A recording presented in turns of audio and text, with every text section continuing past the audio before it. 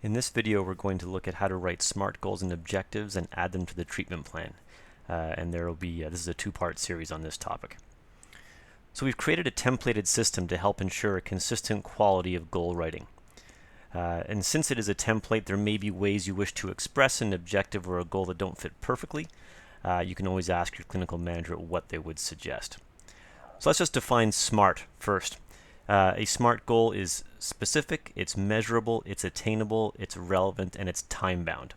So let's use this treatment plan and just look at an example of a SMART goal and how it's written. So starting at this date over the next 3 months, the client will do what? They will actively engage in the writing of their biography for 20 minutes, one time per session. To what? This two cues us that we're now looking at the purpose of the goal.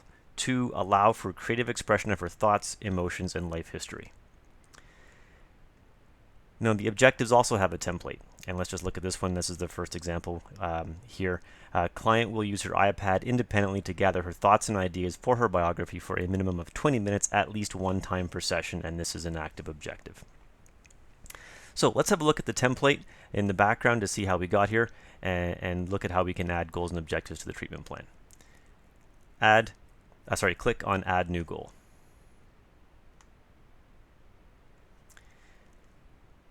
So here's the blank SMART goal template. Now the first thing to do is define the main goal. So it always defaults to today's date, and then you just start selecting over the next 3 months, days, weeks. Client will do what, and then your measurement for 20 minutes. Perhaps one time per session, day, week, month, whatever you want to set it to. And then 2, what is the purpose of this entire goal? So a client will do this for this measurement to achieve this. You then need to write at least one objective and set it to active in order for it to appear on the PN template and allow you to track your progress towards achieving it. So click on Add Objective. All the objectives in a blank goal default to the status of pending, so you would have to make it active before it will appear on a progress note. And the purpose of the objectives can be seen in a number of ways. For example, they can be stepping stones towards achieving the goal.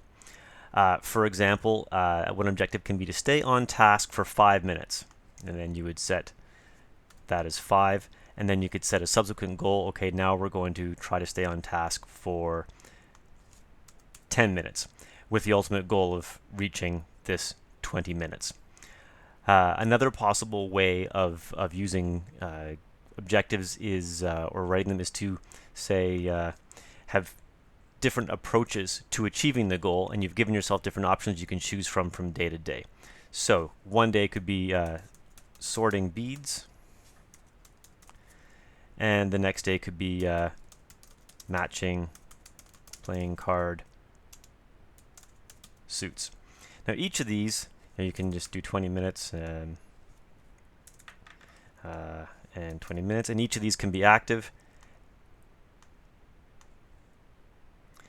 And each time you are selecting one of these to be the objective you use, but they're still working towards the same goal. Now there are 2 ways of adding a new goal to a treatment plan. You can write a new one from scratch like we have here, or you can choose one from the SMART goal library. And to choose one from the library, simply click the button and choose from the drop-down menu. You can see that each goal is associated with the PN activity category that they most closely relate to. Now to keep these videos short, we're going to stop here, and in part 2 we will use some examples from the library to show different ways of using the templates to plan your work.